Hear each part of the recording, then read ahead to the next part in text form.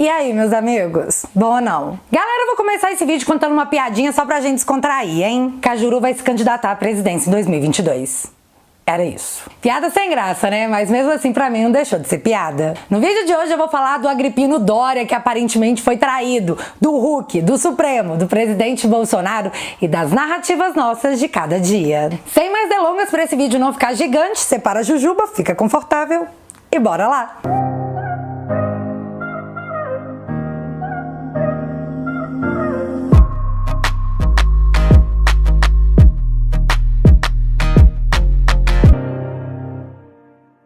Então, gente, pra quem não sabe, hoje, dia 23 de abril, é o dia do livro. E eu vou indicar de novo, sim, meu favorito, 1984. Se você já leu esse livro, é quase impossível não ouvir as notícias de hoje em dia e não ter certeza que regredimos, que estamos em 1984. Pra mim não é apenas um livro, não é apenas uma história, é aquele momento da sua vida que você sente que enfim a sua mente abriu, que isso tudo não é de agora, que eu e você somos parte de um plano que estava guardado, aguardando a hora certa de ser executado. Na primeira campanha que nós fizemos, mais de 1.200 pessoas adquiriram esse livro. Vocês não têm noção do orgulho que eu senti. Então, nesse dia do livro, tem nova promoção no ar até terça-feira e eu vou deixar o link fixado aqui nos comentários. Seja bem-vindo a 1984. Então, meu povo, pra quem ainda não tá sabendo, a CPI da Saúde pretende ter como base o uso da cloquinha. Os caras pretendem culpar o presidente pelas pessoas tentarem uma outra opção além de dipirona e volta pra cá quando você tiver com falta de ar, né, mutreta? Mas a memória da internet é uma coisa maravilhosa e já resgataram os vídeos de Helder Barbalho,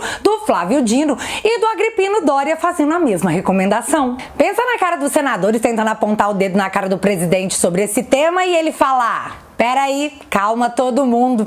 Vamos assistir uns vídeos aqui juntos? Sim, dessa vez vai ser melhor que ver o filme do Pelé. Outra narrativa muito usada pela galera da oposição e pelo PSOL Kids é que a culpa de tudo é do presidente que não comprou a picadinha da Pfizer quando teve a oportunidade. Bom, eu sei que essa galera curte muito mais uma narrativa, mas sambar em cima dos fatos é a essência do carnaval. Matéria da CNN de 22 de fevereiro de 2021. Pfizer não abre mão de que responsabilidade por efeitos da picadinha seja do Brasil. A farmacêutica não fechará negócios com o Ministério da Saúde se o governo brasileiro não aceitar assumir a responsabilidade por eventuais efeitos colaterais. Tipo assim, eu vou te vender a parada, mas se der Dória, quem paga é você. Beleza? Visto que essa foi uma exigência e o custo financeiro de se criar uma poupança para lidar com qualquer coisa que acontecesse, o assunto foi levado àqueles que autorizam orçamentos nesse Brasilzão de meu Deus: o Congresso. E foi somente no dia 2 de março de 2021 que a Câmara aprovava o projeto que autorizaria o governo a assumir o risco por efeitos adversos da picadinha. Fim. Se não tínhamos autorização fiscal para direcionar vários apartamentos do Gedel em dinheiro para lidar com efeitos colaterais de um produto que por si só já é muito caro, como que o presidente poderia ter feito a compra antes?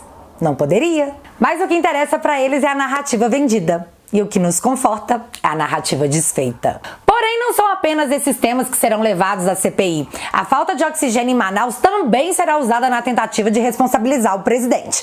E sobre isso, bom, parece que a defesa já está pronta. Secretário de Saúde do Amazonas isenta Pazuello e culpa White Martins. Em resumo, ele alega que a empresa não só não cumpriu com as demandas feitas, como deixou para comunicar somente na iminência do desabastecimento que, ops, não vamos conseguir te atender, hein? Foi mal. O que eu entendi foi que tudo estava previamente comprado, previamente organizado, e as autoridades locais foram pegas de surpresa com o comunicado da empresa que não conseguiriam entregar os cilindros de oxigênio. Ao se dar conta da situação, o então secretário da Saúde do Amazonas entrou em contato com Pazuello, que imediatamente colocou todo o aparato necessário para ajudar nesse momento com tudo que poderia ser feito. Sim, foi o que ele disse. Então, com um depoimento desse, vai ficar muito difícil tentar botar no bumbum do Pazuello que a mamãe dele blindou com hipoglose maisena, porque sim, ele é raiz. Apesar do Agripino durante muito tempo ficar falando para sua bolha jornalística que a culpa do que aconteceu no Amazonas era culpa do Bolsonaro, e também apesar da velha mídia ter tentado dar mega repercussão a essas falas do Agripino, a credibilidade da velha mídia mais uma vez se mostra baixa, porque foi assim que o presidente foi recebido em Manaus nesse dia 23 de abril.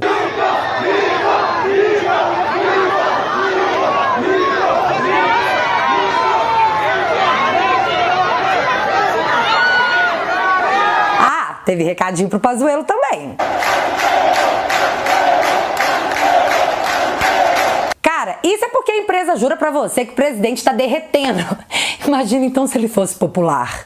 E pra dificultar ainda mais a situação da imprensa, Bolsonaro ainda vai lá e recebe o título de cidadão amazonense. Certeza que muitas estagiárias, só de raiva, correram pro banheiro e depilaram o seu sovaco como autopunição por falharem miseravelmente em distribuir a narrativa. E já que eu tô aqui, vou fazer rapidinho um cosplay de Maju nesse momento, porque tem uma coisa muito legal que eu queria dizer: o choro é livre. E deixa eu aproveitar que eu falei do Agrippino agora há pouco, que eu preciso noticiar os 4 ventos como forma de ajuda mesmo pro caso dele não ter visto, porque sim, eu sou uma pessoa de coração bom. Dória, os caras soltaram a sua mão. Apesar de ter 8 milhões de motivos para não fazê-lo, Diogo Mainardi, lá do Mamata Connection e dos Antas, fez a seguinte matéria: desista, Dória. Mas não basta enfiar o dedo na ferida do ego, tem que tacar sal e publicar. Aspas. O motivo pelo qual João Dória deveria desistir de sua candidatura presidencial é sabido.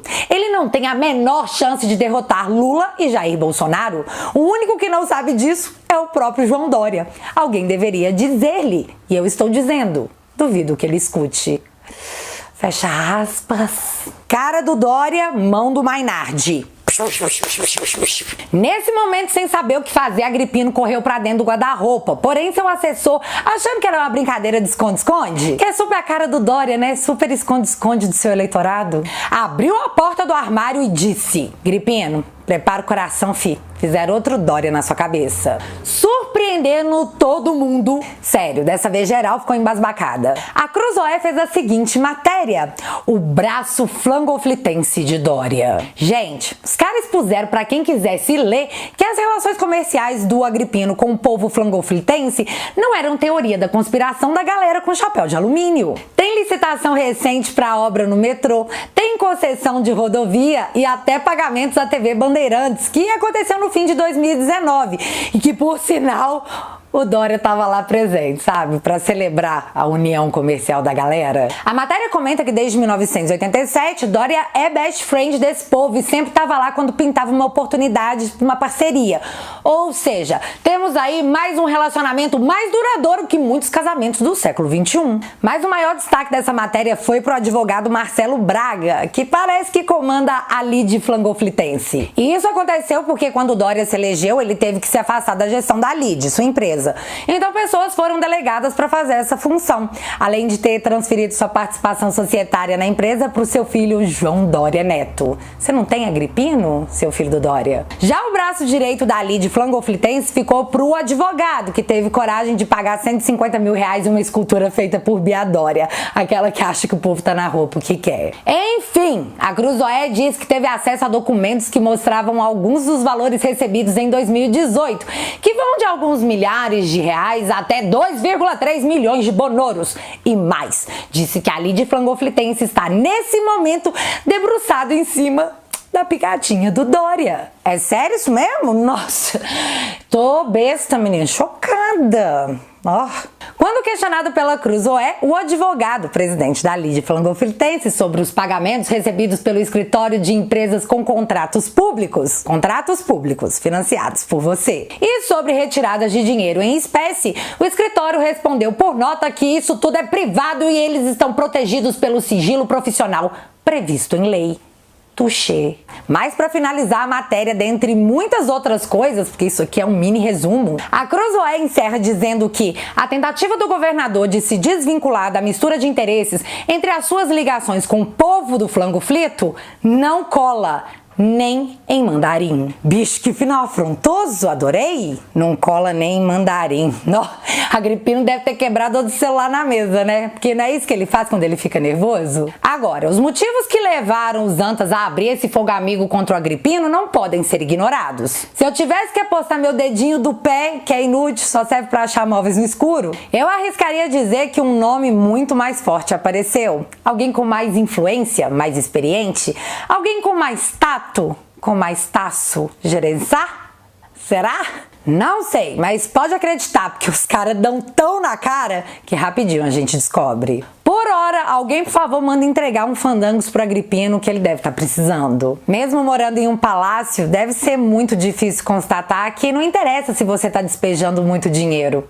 No final das contas, você ficou sozinho. E de coração, eu espero que doa ainda mais. E antes de eu mudar para o assunto do Supremo, que eu tô louca pra falar sobre isso, porque eu percebi uma frase, aquela frase marota, que deveria ser no mínimo investigada. Deixa eu só desfazer um tantinho de conversa fiada pra eu tirar essa ojeriza do meu coração. Vem cá! Vocês viram a cara de pau do Luciano Huck, que ontem foi lá no Twitter postar o seguinte: desde cedo acompanho o encontro de líderes promovido pelo João Bidet para debater a questão do clima. Ouvi com atenção o discurso das autoridades brasileiras. Me pareceu que vivemos em outra dimensão. Alice deve estar estranhando as novas companhias no seu país das maravilhas.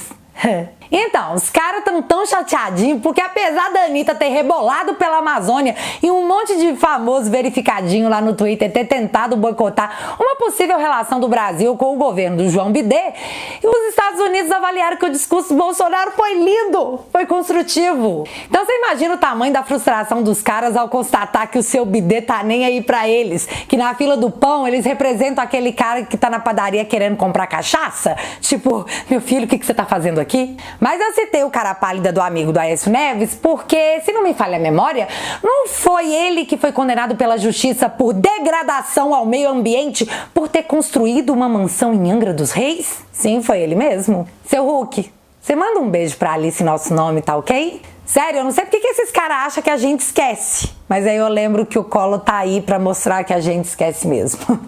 Fazer o quê? Outra coisa que eu achei super criativa foi a matéria da mulher lá da Goebbels, a dona Natuza, que disse que, aspas, governo Bolsonaro ignorou o TCU e não orientou estados e municípios sobre como aplicar verbas para combater o flango-flito. Fecha aspas. Então a dona Natuza tá tentando dizer que a culpa é do Bolsonaro que encheu os estados e municípios de dinheiro, mas não disse aos gestores o que fazer com ele. O problema, dona Natuza, é que em matéria da própria Goebbels de abril de 2020, vocês ressaltaram a seguinte frase do meu melhor amigo de infância desde que começou o inquérito das fake news, o seu Xande, que era o seguinte, aspas para ele, não é possível que a União queira o monopólio da condução administrativa da pandemia.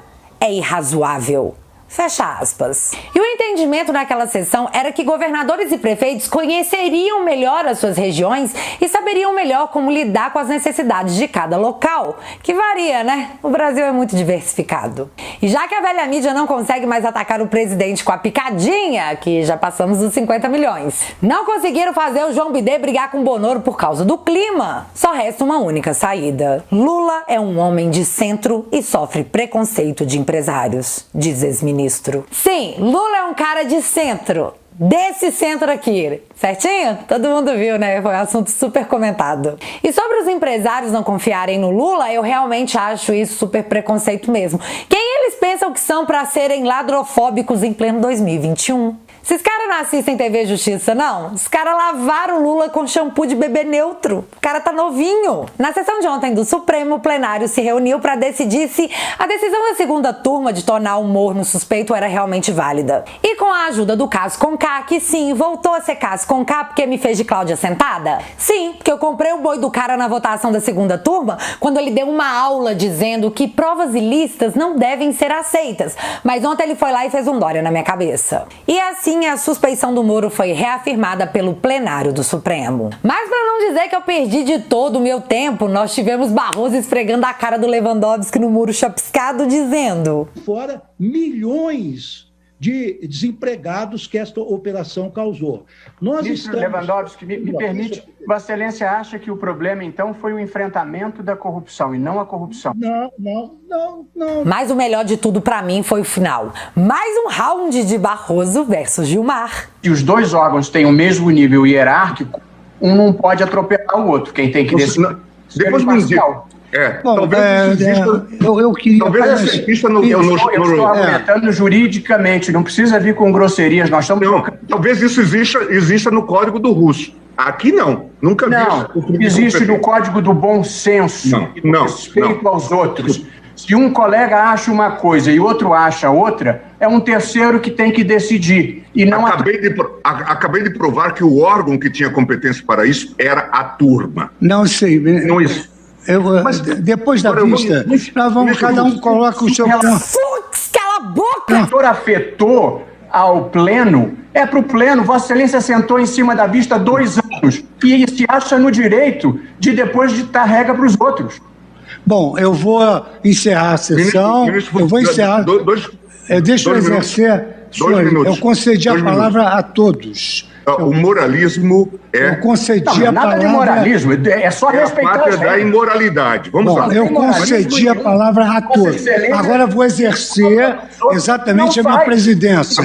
Eu encerro a sessão e marco para na quarta-feira o voto do ministro Marco Aurélio. Depois eu votarei. E acha que pode ditar regra para os outros. Vossa Excelência perdeu. Me perdoe, não gosto de caçar palavras de ninguém. Não gosto de caçar palavras de colegas, mas está encerrada a sessão. E exigir do ministro Fachin. Meu filho, nessa hora eu só tava pedindo, pelo amor de Deus, pro Fux calar a boca. Como assim ele não sabe que no regimento interno do Supremo, com respeito ao espectador da TV Justiça, uma briga de ministros nunca deve ser separada? Tomara que o gel que você usa, seu Fux, nunca mais sustente o seu tupete. Na boa. Mais um ponto muito importante foi uma frase que disse o ministro Barroso iluminado. E você já vai entender porque nós precisamos expô-la. Mas temos um lote muito pior, presidente, que é o dos que não querem ficar honestos nem daqui para frente e gostariam que tudo continuasse como sempre foi. Acontece que no livro do seu Barroso, Sem Data Vênia, o ministro diz que 2 colegas do Supremo que antes haviam votado pela prisão de condenados após segunda instância cederam à pressão, aspas, dos que pretendem que tudo permaneça como sempre foi. E gostariam que tudo continuasse como sempre foi. Galera, pra mim ficou muito óbvio que tanto no seu livro como na votação de ontem que tornou o morno suspeito, o Barroso tá se referindo às mesmas pessoas que conseguem influenciar os ministros do Supremo. A pergunta que fica é: quem são essas pessoas? Se o Barroso sabe de algo e por isso fica jogando indiretinho igual menino de quinta série, ele deve ser convocado pelo Senado para dar maiores explicações. Vocês não acham? Eu tenho certeza que a resposta para essa pergunta resolveria muitos problemas do nosso judiciário. De quem o Barroso tá falando? Será que algum senador vai ter culhão de perguntar? Aguardemos as cenas dos próximos capítulos, mas espera sentado, porque nessa aí você vai ficar cansado. A propósito, o morno que antes tinha uma opinião sobre tudo no Twitter, desde o dia 3 de abril tá mega sumido, não apareceu nem pra se defender. E assim, meu caro Judas, se nem você tá fazendo questão de limpar a sua barra, quem sou eu pra te passar um lenço umedecido? Eu tenho pra mim que em alguns momentos você deve se arrepender muito do que você fez, porque no final das contas, você tá igual Dória, sozinho com a sua biografia. E é isso tudo, meu povo. E você? Você faz alguma ideia de quem seriam as pessoas que o Barroso se referia? Me conta aqui nos comentários que eu quero saber. Se você ainda não é inscrito aqui no meu canal, meu amigo, se inscreve e deixa seu like, porque você já sabe, acontecendo alguma coisa de relevante ou irrelevante, a gente volta. Beijos, galera. Fui! Não, seu Gripendório, não. Dessa vez eu não vim aqui trazer uma palavra motivacional pro senhor sair debaixo da cama, não. Dessa vez eu vim dizer que o senhor realmente tem motivo pra ficar aí.